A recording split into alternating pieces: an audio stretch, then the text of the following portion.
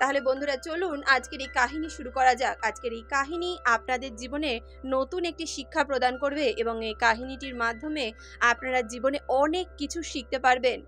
ভালোবাসার আসল রূপ সম্বন্ধে আপনারা অবগত হবেন।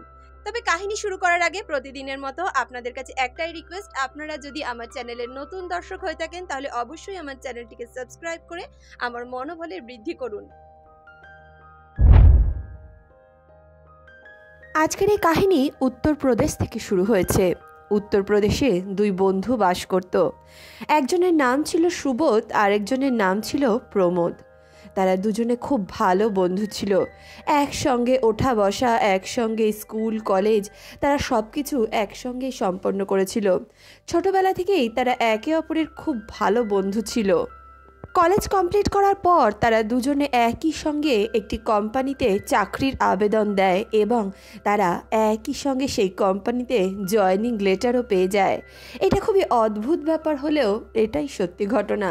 ওই একই কোম্পানিতে প্রিয়া বলে একটি মেয়ে কাজ করত। প্রিয়া প্রথম থেকেই যখন সুবোধকে দেখেছিল তার সুবোধের প্রতি একটা আলাদা রকমের আকর্ষণ সৃষ্টি হয়েছিল। সুবোধকে সে মনে মনে ভালোবাসতে শুরু করেছিল। এদিকে সুবোধ যখন দেখলো যে একটি মেয়ে তার সঙ্গে এত মিলেমিশে কথা বলছে, তার জন্য টিফিন নিয়ে আসছে, এছাড়াও সে যখন বাড়ি থেকে টিফিন নিয়ে যেত তখন প্রিয়াও তার কাছ থেকে টিফিন খেতে চাইতো। এভাবেই তাদের দুজনের মধ্যে বেশ ভালো একটা গভীর বন্ধুত্ব তৈরি হয়ে গেছিল। তাদের দুজনের বন্ধুত্ব এতটা বেড়ে গেছিল যে সকলেই এই বিষয়টা লক্ষ্য করতে পারছিল।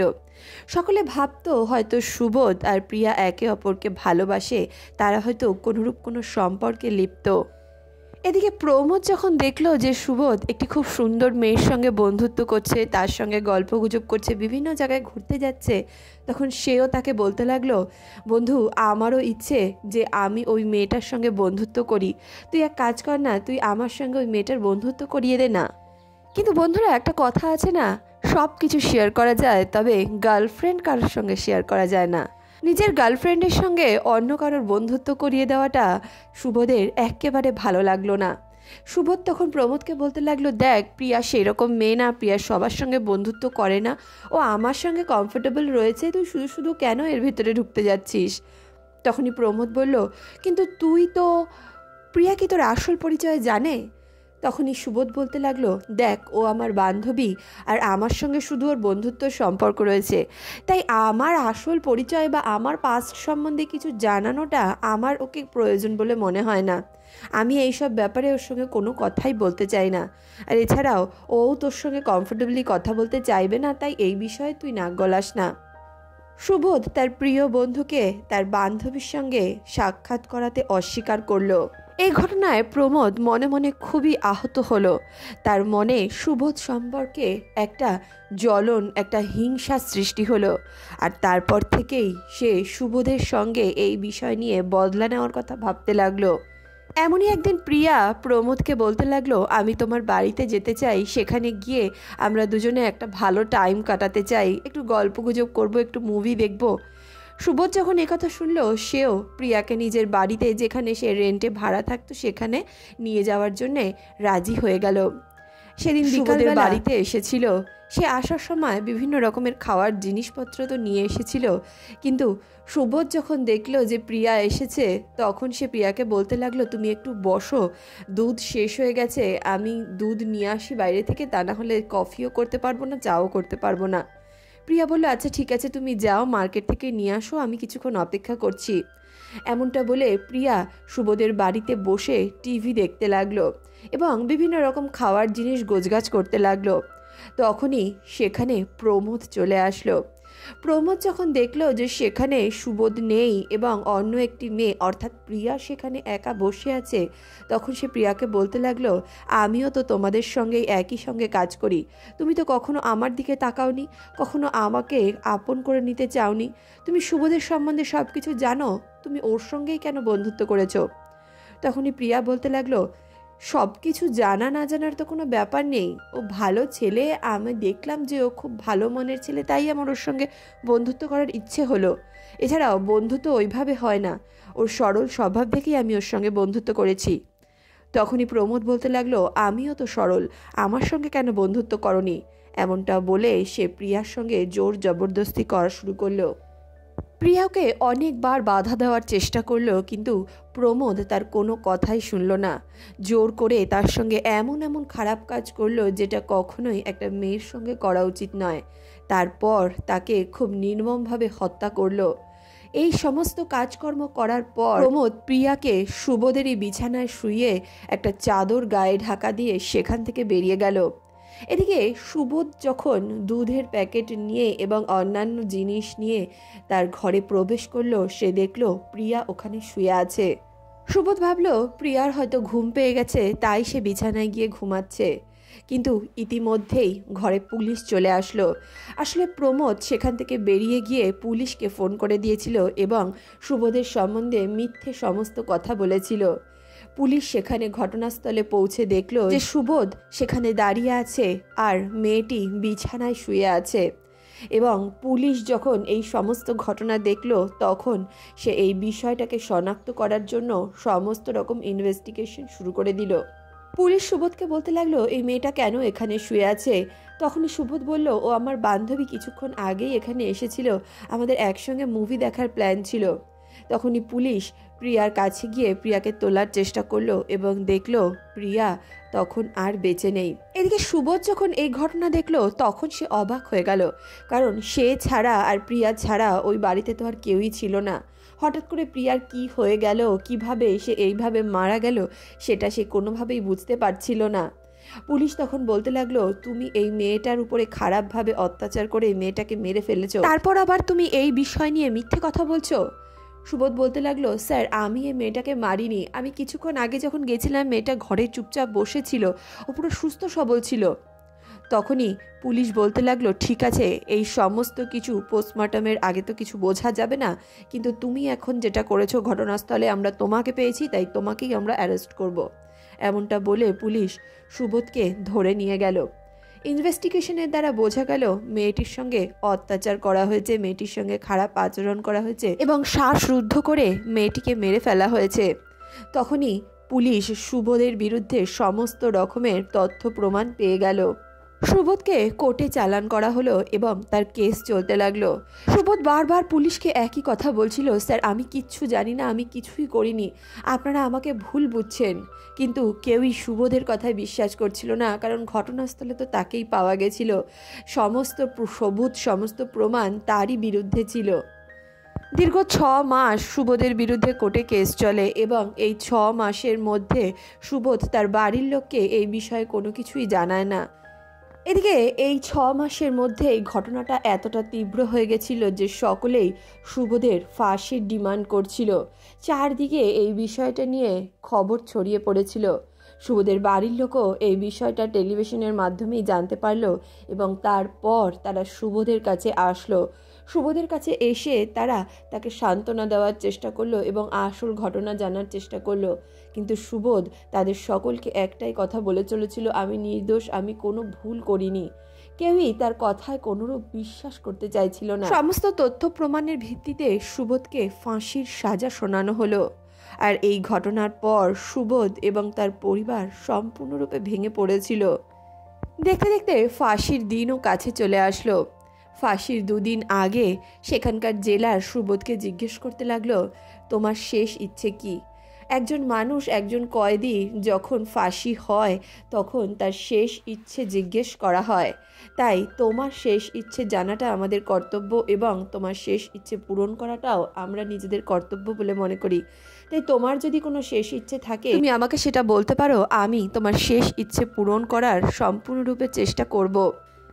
দেখো কাল বাদে পরশু তোমার ফাঁসি হয়ে যাবে, তারপর তো আর তোমার কোনো ইচ্ছের কোনো মূল্য থাকবে না, তাই এখনই তুমি আজই আমাকে বলে দাও যে তোমার শেষ ইচ্ছে কি। সুবোধ যখন জেলারের মুখে কথা শুনলো, প্রথমে তো সে কিছুই বলল না, কিন্তু কিছুক্ষণ ভাবনা চিন্তা করার পর সে জেলারকে বলতে লাগলো, জেলার সাহেব আপনি কি আমার শেষ ইচ্ছে পূরণ করতে পারবেন? জেলার সাহেব বলল, অবশ্যই আমি চেষ্টা করব, আমার সাধ্যের মধ্যে যদি থাকে তাহলে আমি অবশ্যই তোমার শেষ ইচ্ছে পূরণ করব।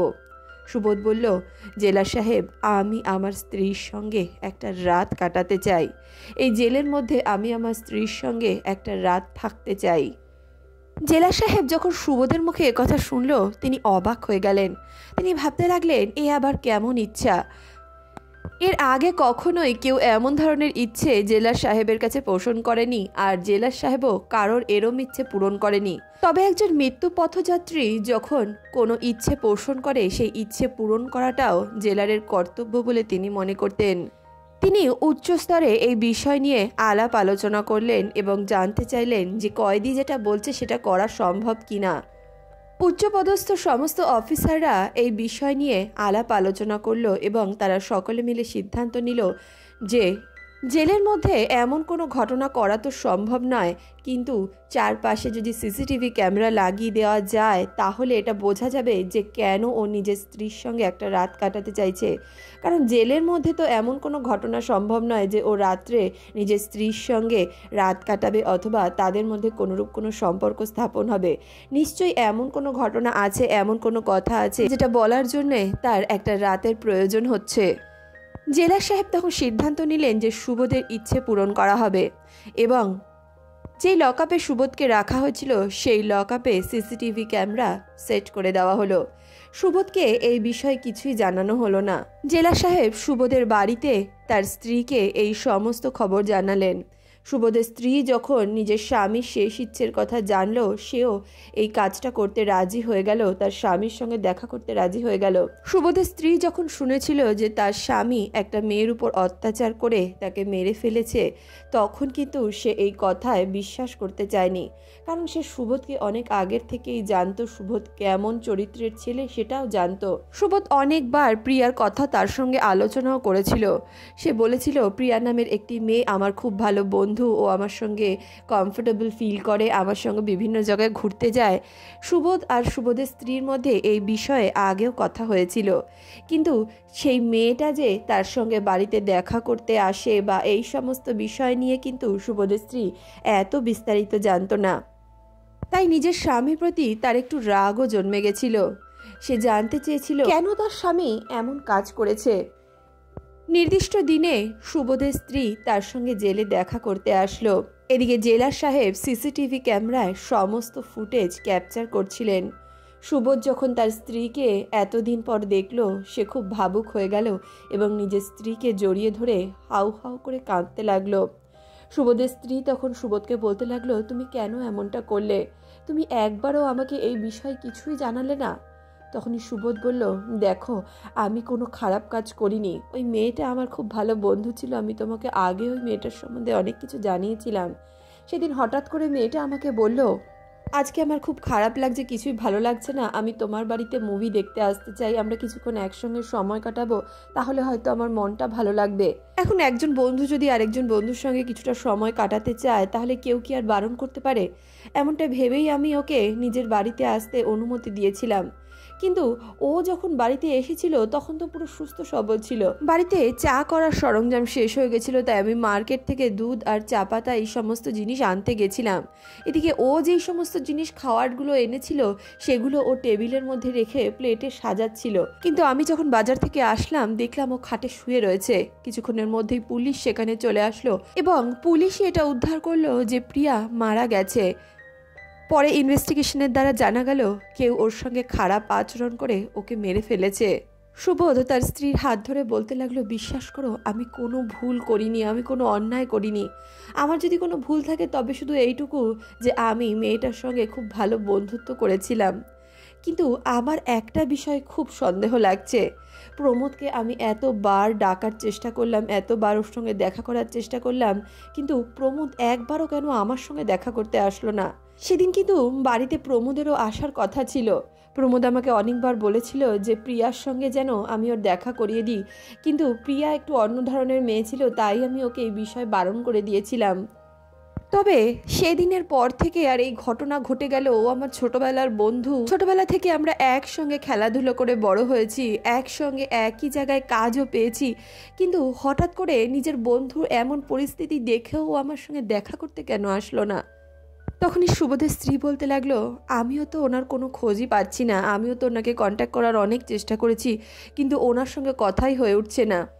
তখনই সুবোধ তার স্ত্রীকে বলতে লাগলো, দেখো, আমার মনের কথাগুলো আমার তোমাকে জানানো খুব দরকার ছিল, কারণ এরপরে হয়তো আমি তোমার সঙ্গে আর দেখাও করতে পারবো না, এই জন্মে হয়তো আমাদের আর কথাও হবে না। তুমি ভালো থেকো, আমাদের সন্তানকে তুমি লেখাপড়া শিখিয়ে মানুষ করো। এমনটা বলে সুবোধ আর তার স্ত্রী একে অপরকে জড়িয়ে ধরে হাউ হাউ করে কাঁদতে লাগলো। তারা নিজেদের জীবনের সুখের দিনগুলো মনে করতে লাগলো আর অনেকক্ষণ একে অপরের সঙ্গে গল্পগুজব করলো। দেখতে দেখতে ভোর হয়ে আসলো আর সুবোধের স্ত্রীও সেখান থেকে বাড়ি চলে গেল। কিন্তু জেলার সাহেব এই সমস্ত ঘটনা সিসিটিভি ক্যামেরার দ্বারা বসে বসে দেখছিলেন। তিনি যখন দেখলেন যে সুবোধ মৃত্যুর আগে নিজের স্ত্রীর সঙ্গে এই বিষয় নিয়ে কথা বলছে, তিনি এটা বুঝতে পারলেন যে একজন ব্যক্তি যখন মারা যায় তার আগে সে কখনোই মিথ্যে কথা বলে না, কারণ মিথ্যে কথা বলে তার আর কোনো লাভ নেই। তাই সুবোধ তার স্ত্রীকে যা যা বলল সেটা হয়তো সবই সত্যি। এমনটা ভেবে জেলা সাহেব ওই একদিনের মধ্যে প্রমোদের সঙ্গে দেখা করার সিদ্ধান্ত নিলেন। তিনি এই বিষয়টাকে খুব ভালোভাবে ইনভেস্টিগেট করলেন। তিনি প্রমোদের সঙ্গে কথা বলার জন্য তাদের কারখানায় গেলেন, কিন্তু কারখানায় গিয়ে জানতে পারলেন যে প্রমোদ সেখান থেকে কাজ ছেড়ে অন্য কারখানায় জয়েন করেছে। একথা শোনার পর জেলা সাহেবের প্রমোদের প্রতি সন্দেহ আরও গাঢ় হয়ে গেল। তারপর জেলা সাহেব প্রমোদের কাছে সেখানে গেলেন যেখানে সে কাজ করত। আসলে প্রমোদ সেদিন যে ফোন কলটা করেছিল সেটা ওর নিজের ফোন থেকেই করেছিল। এখানেই সে সব থেকে বড় ভুল করে ফেলেছিল। জেলা সাহেব যখন প্রমোদের ফোন নাম্বারের সঙ্গে সেই ফোন নাম্বারটা মিলিয়ে দেখলেন, তখন তিনি বুঝে গেলেন যে প্রমোদই সেই ব্যক্তি যে সেদিনের ঘটনাটা পুলিশকে ফোন করে জানিয়েছিল। জেলা সাহেব প্রমোদকে চেপে ধরলেন এবং তার কাছ থেকে সমস্ত সত্য ঘটনা জানতে চাইলেন। এইভাবে জেলার সাহেবকে তার সামনে দাঁড়িয়ে থাকতে দেখে প্রমোদও ভয় পেয়ে গেল এবং প্রথম দিকে সে অস্বীকার করলেও পরবর্তীতে সে নিজের ভুল স্বীকার করে নিল। প্রমোদ জানালো ছোটবেলা থেকেই সুবোধের প্রতি তার প্রচণ্ড হিংসে এবং রাগ ছিল, কারণ সুবোধের বাবা ভালো কোম্পানিতে চাকরি করতেন আর প্রমোদের বাবা সাধারণ টোটো ড্রাইভার ছিলেন। তাদের দুজনের মধ্যে আর্থিক সচ্ছলতার অনেক তফাৎ ছিল। যদিও সুবোধ ছোটবেলা থেকেই প্রমোদকে নিজের সব জিনিস শেয়ার করত, তার সঙ্গে সব সময় সব কিছু ভাগ করে নিত, তবুও প্রমোদের মনে তার প্রতি একটা জেলাসি, একটা রাগ সব সময় বজায় ছিল। আর অফিসের সব থেকে সুন্দর মেয়ে যখন সুবোধের সঙ্গে গল্পগুজব করলো, তার সঙ্গে বন্ধুত্ব করলো, তখন প্রমোদ এই বিষয়টা সহ্য করতে পারল না। সে ভাবতে লাগলো, ছোটবেলা থেকে শুধু ভালো জিনিসটা তুই একাই গ্রহণ করবি, আমি জীবনে কখনোই কোনো ভালো জিনিস পাবো না। এমনটা ভেবে সেদিন সে প্রিয়ার উপরে এই সমস্ত ঘটনা ঘটিয়েছিল। জেলা সাহেব প্রমোদের বয়ান রেকর্ড করলো এবং ইমিডিয়েটলি ওনার উপরের মহলে এই সমস্ত বৃত্তান্ত জানালো। সুবোধের ফাঁসির সাজা আটকে দেওয়া হলো এবং তার জায়গায় প্রমোদকে শাস্তি দেওয়া হলো। সুবোধ যখন জানলো যে তার ফাঁসি হচ্ছে না, তখন সে খুব খুশি হয়ে গেল। সুবোধের স্ত্রী এবং তার পরিবারও এই সমস্ত বিষয়ে খুব খুশি ছিল। তারা তো এই বিষয়টা ভাবতেই পারছিল না যে তাদের জীবনে এত বড় একটা পরিবর্তন আসবে। সুবোধ জজ সাহেবকে এবং জেলা সাহেবকে এই বিষয়ে ধন্যবাদ জানালো এবং তারপর সে সসম্মানে নিজের স্ত্রী এবং নিজের পরিবারের সঙ্গে নিজের বাড়ি ফিরে আসলো। প্রমোদ নিজের কৃতকর্মের শাস্তি পেয়েছিল। বন্ধুরা, বলা হয় ভালো কাজ করলে তার ফল ভালোই হয়, আর খারাপ কাজের ফল সব সময় খারাপ হয়। তাহলে বন্ধুরা, আজকের এই কাহিনী, আজকের এই প্রসঙ্গ আপনাদের কেমন লাগলো কমেন্ট বক্সে অবশ্যই লিখে জানাবেন। ভিডিওটি ভালো লাগলে অবশ্যই ভিডিওটিতে একটি লাইক করুন, বন্ধু বান্ধব আত্মীয় পরিজনের সঙ্গে ভিডিওটি শেয়ার করুন। এছাড়াও আপনারা যদি আমাকে আমার ফেসবুক পেজে ফলো করতে চান, তাহলে আমি আমার ফেসবুক পেজের লিংক ডেসক্রিপশন বক্সে দিয়ে রেখেছি, আপনারা সেখান থেকে আমাকে ফলো করতে পারেন। বন্ধুরা, আরও একটা কথা আপনাদেরকে বলতে চাই, তা হলো এই যে এই কাহিনীগুলো কিন্তু আপনাদের মনে কষ্ট দেওয়ার জন্য অথবা আপনাদেরকে কোনোভাবে ব্যথিত করার জন্য তৈরি করা হয় না। এই কাহিনীগুলি তৈরি করা হয় যাতে আপনারা একটি সঠিক শিক্ষা পেতে পারেন এবং ভবিষ্যতে আপনারা বিভিন্ন বিষয়ে সতর্ক থাকতে পারেন। তাহলে বন্ধুরা, দেখা হচ্ছে নেক্সট ভিডিওতে নেক্সট কোনো কাহিনীর সঙ্গে। ততক্ষণের জন্য সুস্থ থাকুন, ভালো থাকুন।